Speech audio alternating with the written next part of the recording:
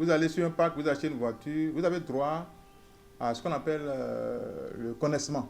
C'est-à-dire c'est un document qui vient avec la voiture, qui renseigne l'administration par rapport à tout ce qu'il y a sur la voiture, l'année de la voiture par exemple, vous voyez, le châssis de la voiture, tout ça. Donc vous avez droit au connaissement, vous avez droit à une carte grise qu'on vous donne. Et lorsque vous avez la carte grise et le connaissement, vous allez vers celui qu'on appelle communément euh, déclarant en douane ou transitaire, comme moi par exemple.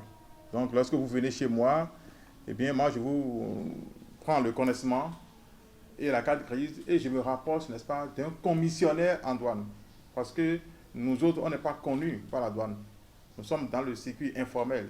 Mais les commissionnaires en douane, ce sont ceux-là qui sont reconnus par la douane. Donc on se rapproche d'eux avec le connaissement et la carte grise.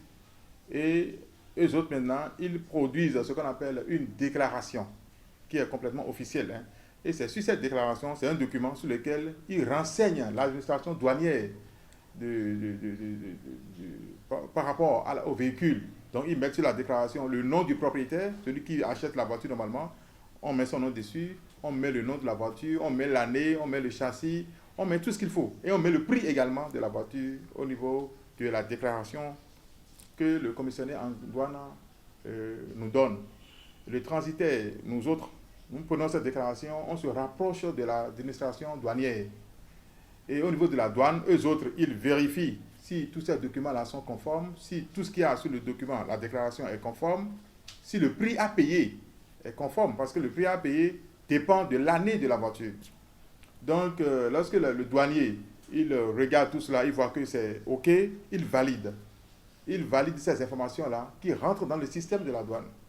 Or, n'oubliez pas que la douane est connectée avec la DTT, l'Interpol. Donc, ces renseignements-là, par rapport à la voiture, sont intégrés dans le système. Ensuite, nous quittons la douane, on va à la banque pour payer le droit, n'est-ce pas, par rapport au droit de dédouanement, par rapport à la voiture. Donc, c'est à la douane, c'est à la banque qu'on va payer. Et lorsque nous payons au niveau de la banque, nous avons une quittance.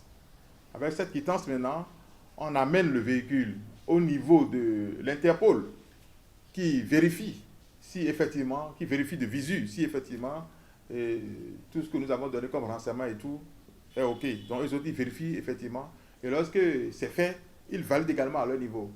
Lorsqu'ils valident à leur niveau, eh bien, la DTT est informée. N'oubliez pas. Donc, lorsque nous quittons l'Interpol, on va au niveau de la DTT qui nous produit maintenant une nouvelle carte grise, c'est-à-dire la carte grise du Bénin, ainsi que la plaque. Et c'est à partir de ce moment-là que on peut se dire propriétaire d'une voiture.